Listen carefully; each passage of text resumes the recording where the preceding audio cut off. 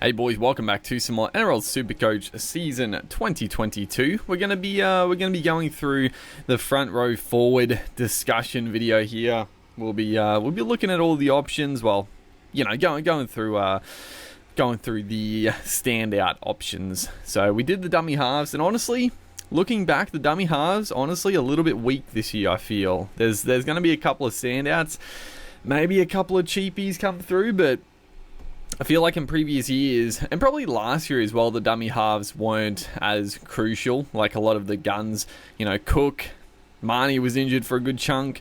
There just weren't those real cheapies like previous years. You know, Brayley's coming through. They'd already been established. So, yeah, tough position. The front row forward honestly has so much value, I feel. We'll go through. So the top echelon here is Isaiah Papali'i, almost at 700k. 12% of people are going with him, and I can't fault it because again, you're getting a guy who I can't see him scoring as well as he did. Average of basically 80. He played on the edge for pretty much the whole year. I think at the back end of the year he was used a little bit more sparingly, which worries me a little bit. And I don't know, he just came off such a ridiculous year.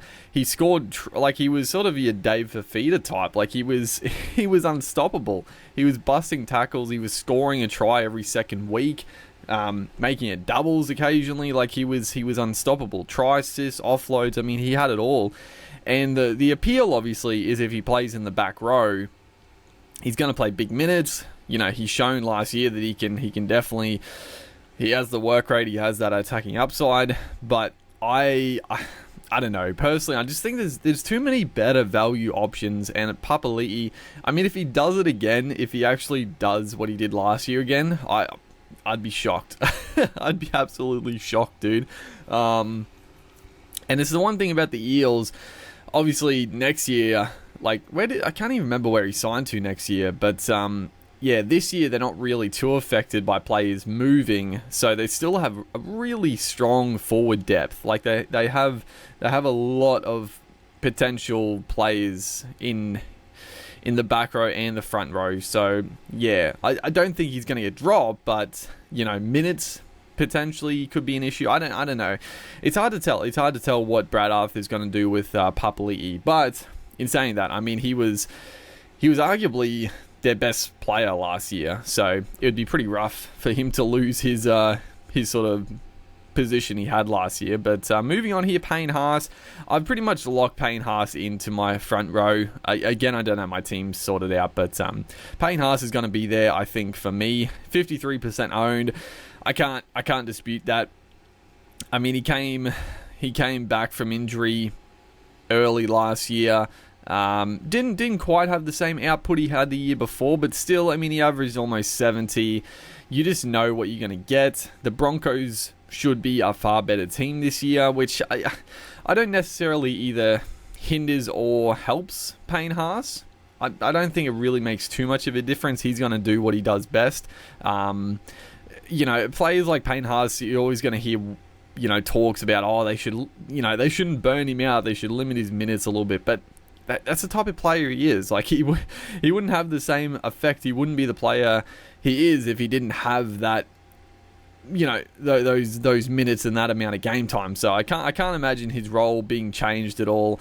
No TPJ either. You know, obviously left last year, but still, you know, losing one big man in the middle there. So I think Payne Haas is just a lock basically.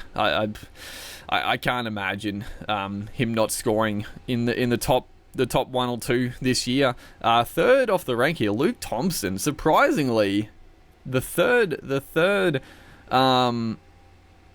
Well, this is the price, not the point scoring. I was going to say how's he third points, but the third highest price, which I mean, he was good. I sort of missed the boat on him last year. I don't know.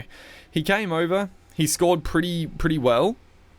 And I didn't end up picking him up. He had a few like suspensions and stuff at the end of the year, so I wasn't too displeased with not picking him up, but I mean, he averaged almost, mid-60s and, has a high work rate. The Bulldogs, I'm not going to go near Thompson. I just feel like he's a good player, but they've signed a lot of depth in the forward pack. A lot of players in general, so I'm going to be wary to pick up any Bulldogs players, and Thompson just doesn't really have the upside, I feel. He did get a couple of tries, I think, last year, but I think generally he's more going to be that, 30-40 tackler type and 10 to 15 hit-ups, but not a terrible option, but I just think you look at him or Payne Haas, pretty similar price, and who are you going to pick up, like, seriously? Pengai Jr. is also very heavily owned, and I love Pengai Jr. I'm gonna say it.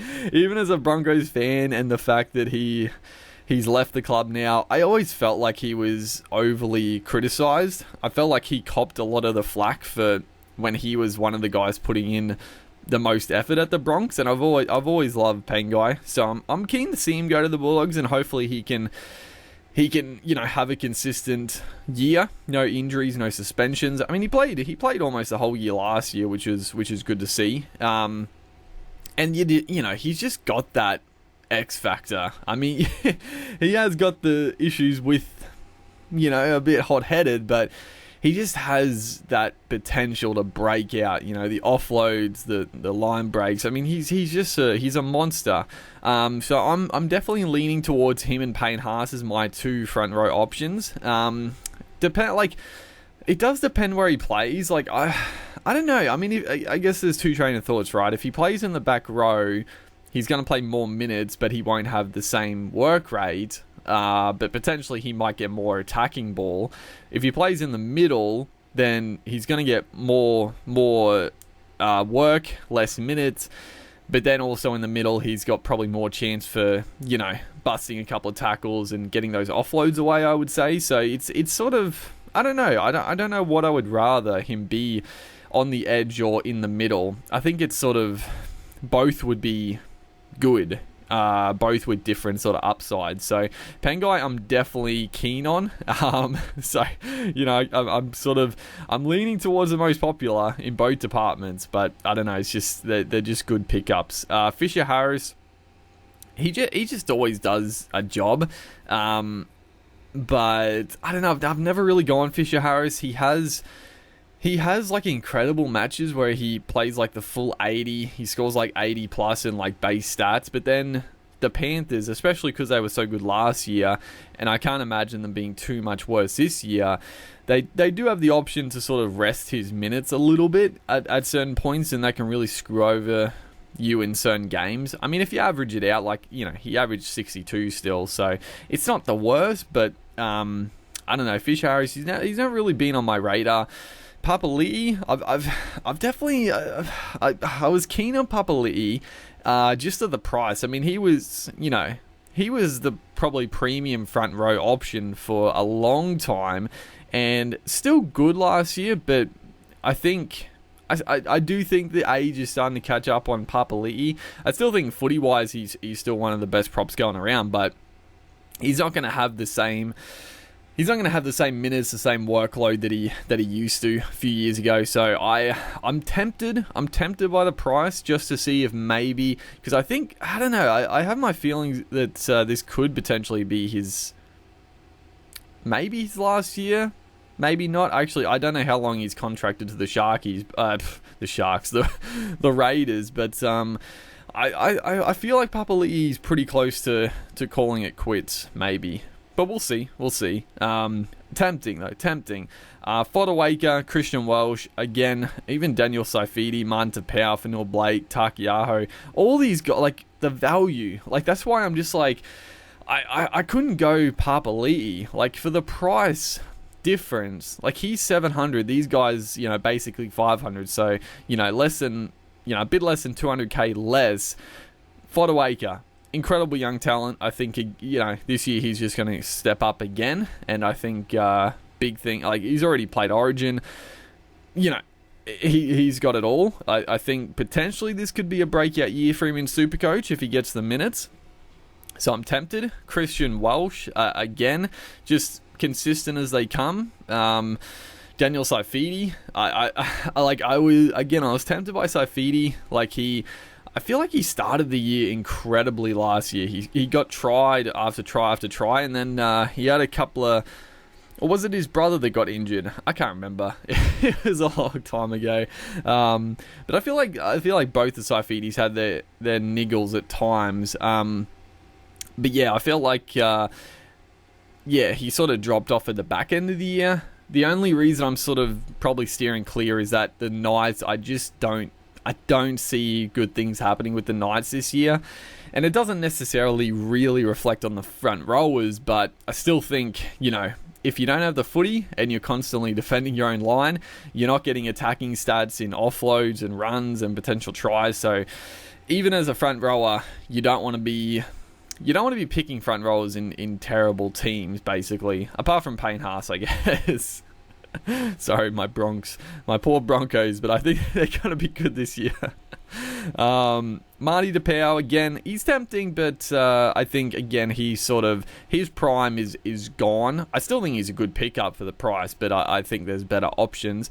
Nrl Blake is definitely, he's tempting. Like, he played 15 games. He was injured early on. He didn't quite have the minute. Even when he came back, he didn't quite have the minutes I thought he would. But he is a monster as well. So I'm definitely keen on Nrl Blake. Like, I think, again, if he has an uninjured year, he has the potential to be one of the top front rowers. Takayahu is a gun, but he just doesn't get the minutes. Like, he's sort of like a Fisher Harris. Like, Robinson will just rest him if he has a niggle. I'm surprised he played 20 games. I thought he would have played a few less than that, honestly. But he gets benched if he's a little bit injured. Like, he just, he doesn't get risked. So yeah, I wouldn't be going Takayahu, and I think he might actually be starting on the bench this year. So actually, that reminds me of someone, if we can find him. If we go down, again, look at you even got, like, Big Tino, good value. He's 12% owned. Honestly, it's not a bad shout. He wasn't terrible last year. I picked him up. He sort of hovered around that 500k the whole year. But again, maybe another year under his belt, he can sort of take that times to the next level, potentially. Dave Clemmer has been good in the past. Junior Paulo. There's a lot of good pickups. Lindsey Collins, that's the guy I was interested in. He's a little bit more expensive than what I was potentially hoping for at 462. He only played the 6 games before suffering that injury. Average of almost 60. He was on fire, and it looks like he will get a starting spot with I think Hargraves and Takayahu on the bench, but it's a little bit of a risk because of Takayahu and Hargraves. Like, he could easily flip it around and Collins could start on the bench one week. So I love Collins, and I think it's tempting to get him, but the risk of starting on the bench is a little bit worrisome for sure. Then we go down here, Jai Arrow. I was very interested in as well. Sort of just on past performances. At the Titans, he was up around that 70 average plus when he played decent minutes. But last year at the Rabbitohs, he just didn't play the minutes. I don't know. Again, it's a risk going him because he's not super cheap, but he's definitely undervalued for what he can do. Utica Manu, I'm honestly surprised he is so highly owned at 25% because he was a cheapie last year and he was sensational. I think from the stats, like at the back end of the year, he was killing it, but I don't know why everyone's going him. Like, he's not a cheapie, and I just don't see him being one of the top front rowers. I could be dead wrong in that. Come back to this video halfway through the season and maybe he's on top of the point scoring, but I just can't see it. Like, I feel like he was sort of the one-man band there for a while at the Tigers. Like, they didn't have any go forward until they gave it to him, and I feel like teams are going to target him this year, and I mean, he's sort of your Payne-esque, or your Payne-Haas-esque type mold. So potentially he's got that in him to be the Payne-Haas 2.0. But yeah, I don't know. I'm surprised so many people are going him. He's decent value for sure, but I don't know. I think there's better value up around that 500k with like a Fanil Blake, but I don't know. We'll see. And then we go down here again. Other good options around 400k. But let's keep going down. Thomas Flegler. He's out for a while, otherwise he could have been a decent mid-range pickup. Probably play some more minutes, but yeah, again, he's out for a bit. Taniela Paseka he was on fire at the start of the year last year. He was getting like 5-6 offloads a game, and I was definitely tempted to pick him up, but then I don't know what happened. Like the back end of the year, he just put the offload away. So I am half tempted by him because I know the potential. Like he is a gifted forward, and I mean, if he just brings what he did at the start of the year, just with those offloads, like he is a monster. But yeah, I've got him penciled. I've got him as a bit of a smoky Paseka. We go down. Tom Gilbert, also a decent sort of potential. Jack Etherington, maybe you could put in that same boat. Both sort of aggressive prices here, with potential to definitely go up. Who else? Cohen Hess. You know, if he got a starting back row spot, I mean, I don't really like Cohen Hess at all, but if he got a start in the back row again, although I don't actually know, he started playing in the middle at the back end of last year, and he was honestly pretty good. I actually think him playing in the middle was the resurgence he needed, so I'm probably not going to go there. Ryan James he's not a bad pickup because, I mean, he made some good money as a cheapie last year, but he didn't play many games, which was surprising. Obviously, the Broncos have picked him up, and I don't know, I just have a feeling the Broncos are going to use him a lot better, or they're just going to use him a lot more than the Raiders did, so I guess the issue is that he might start in place of Flegler, but if Flegler comes back, he probably would take his spot potentially. But I don't know, if James starts the year on fire, he showed what he could do in the past. So he's a guy I'm penciling in potentially. And then we go down. Geez, Jesse Bromwich, what a fall from grace from Bromwich. I mean, quite a few years ago now, he was out. Far out the best forward in best front rower in Supercoach. He just, the age caught up to him. We go down. Anyone else sort of catch the ire? Braden Hemlenueli. Oh my god, this is a guy that has just had the potential for a couple of years now. Last year, just didn't get the game time. I'm going to keep an eye on team list to see if Hemlenueli is starting, then I think I'd probably pick him up as one of my bench front rowers because the potential there is high at the price. So yeah, definitely another guy to consider depending on positions. But if he gets a bench spot, I just couldn't do it because he just hasn't shown in the past that he can score that well off of the bench. If we go down here, Ethan Bullamore, Jesus, 25% of people have Bullamore, which is surprising. Like he's a really good young talent, and I'm very sad that Broncos had to let him go. But I don't think I'd be very surprised if he's starting for the Manly team and. Coming off the bench at like 300k, I can't see him getting that many minutes. Like he is a gun. Like he's a future Queensland rep player without a doubt. But I don't see where the points are coming from. But again, we'll see what team lists. Maybe he's showing his class and they'll chuck him into the starting side somewhere. I don't know. Then we keep going down the list here. Spencer Linu. He was a cheapie last year that sort of, I think he made some good money, and then he must have lost it all at the back end of the year because he definitely was in my team at the start and he was going pretty well. But again, the the minutes weren't there for him. And I don't see them being too many more minutes this year. Maybe George Burgess is back at the Dragons. A lot of people are picking him up as a cheapie. Not a bad shout at all. He was in my initial team as well. So if he gets a starting spot, I think you'd have to basically pick him up at 240 or 250. Anyone else of note? Tepe Moro. So Tepe Moro is another one that's very highly sort of owned. I don't see him getting too many minutes at the Storm. Like he's a good player, very, very good player.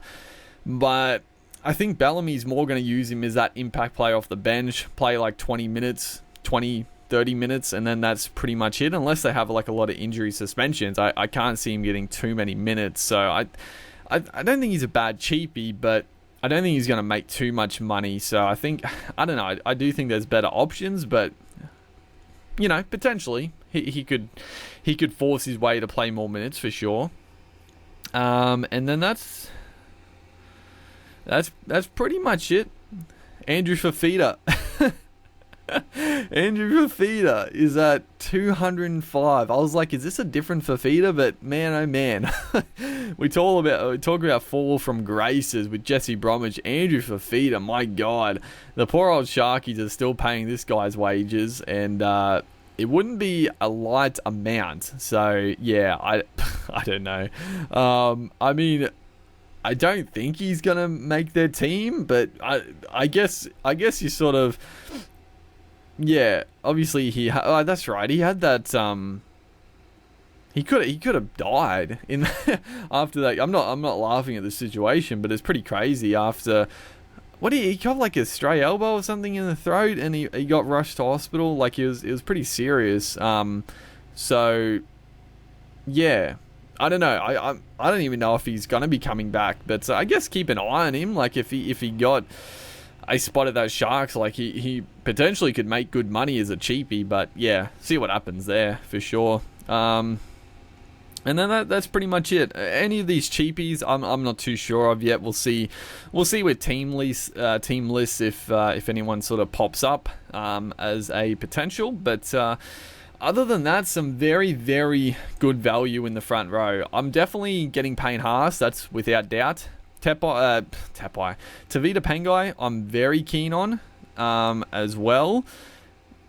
Adam Finau-Blake is probably the third guy I am most keen on. And then if we go down here, Tino, I'm tempted by. I'm definitely tempted by. Lindsey Collins, very tempted. Jai Arrow, also very tempted. Who was the other guy? There was a guy cheaper that I was very keen on. Where is he? Taniela Paseka also a little. He's a smoky. He's a smoky for me at that price. And then if we go down, who was the other guy? Ryan James as well. Ryan James at that price, and then Braden Hemlenueli is also very, very, very tempting if he gets a starting spot. So, and then also, a couple of the cheaper guys as well, but they're sort of the pricey guys. So yeah, hopefully you guys are enjoying the Supercoach videos. Let me know in the comment section who you sort of got your eye on in the front row department. Look forward to these are always fun videos. Hopefully you guys are enjoying. Make sure to like and comment, and I'll see you in the next one.